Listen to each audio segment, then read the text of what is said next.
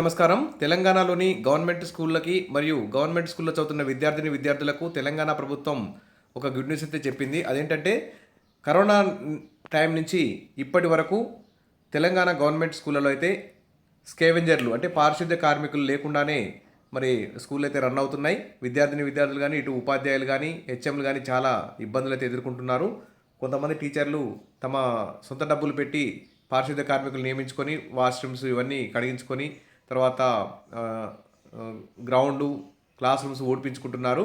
చాలా ఇబ్బందులు పడుతున్నారు. ఈ తరుణంలో తెలంగాణ ముఖ్యమంత్రి సీఎం రేవంత్ రెడ్డి గారైతే ఈ గవర్నమెంట్ స్కూల్లో స్కావెంజర్ పోస్టులకు సంబంధించి ముఖ్యమైన విధి విధానాలు కూడా జీవో కూడా ఇవ్వడం జరిగింది.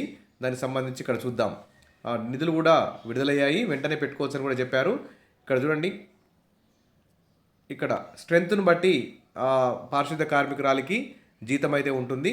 0 స్ట్రెంత్ ఉంటే అక్కడ స్కావెంజర్ అయితే నియమించరు.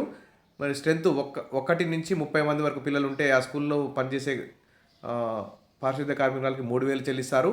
స్ట్రెంత్ 31 నుంచి 100 మంది పిల్లలు ఉంటే ఆ స్కూల్లో స్కావెంజర్కు 6,000 రూపాయలు చెల్లిస్తారు.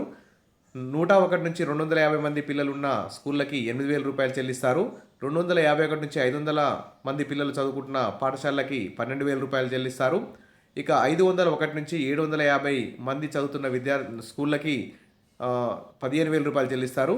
ఇక 750 మంది కంటే ఎక్కువ మంది విద్యార్థులున్న స్కూళ్ళలో పనిచేసే స్కావెంజర్కి 20,000 రూపాయలు చెల్లిస్తారు. ఇది 10 నెలల కాలానికి మాత్రమే ఉంటుంది.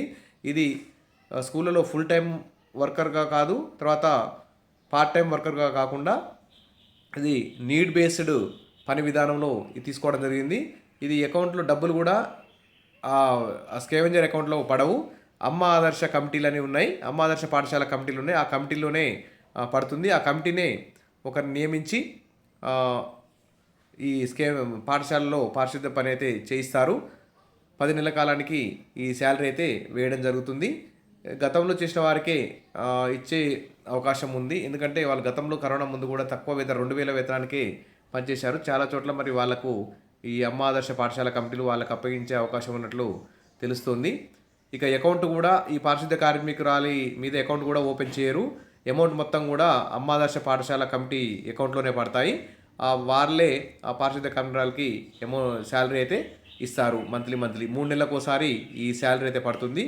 ఇది ఏం చేయాలంటే క్లీనింగ్ చేయాలి, తర్వాత ఊడ్చాలి, తర్వాత చెట్లకు నీళ్ళు పోయాలి, తర్వాత వాష్ ఏరియా మొత్తం క్లీన్ చేయాలి, వాష్రూమ్స్, టాయిలెట్స్ ఇవన్నీ కూడా క్లీన్ చేయాలి, వాటర్ ఫెసిలిటీ తర్వాత ఇవన్నీ చూసుకోవాల్సి ఉంటుంది. ఇక కాబట్టి ఇది ఒక తెలంగాణ ప్రభుత్వం గవర్నమెంట్ స్కూళ్ళకి, గవర్నమెంట్ విద్యార్థులకి ఒక గుడ్ న్యూస్ అని చెప్పుకోవచ్చు. ఇక్కడ ఆల్రెడీ ఇక్కడ సెక్షన్ ఆఫీసర్ సైన్తో కూడా జీవో అయితే విడుదల కాబడింది. ఆల్రెడీ డబ్బులు కూడా శాంక్షన్ అయినాయి. ఇక్కడ స్ట్రెంత్ను బట్టి ఎంత స్ట్రెంత్ ఉంటే ఎంత శాలరీ ఇస్తారు ఆ స్కావెంజర్కి అనేది ఇక్కడ ఈ టేబుల్లో కూడా మనకు ఇచ్చారు. విషయాలు ద బెస్ట్. మరిన్ని అప్డేట్స్ కోసం మన ఛానల్ని ఫాలో అవుతుండండి. Thank you.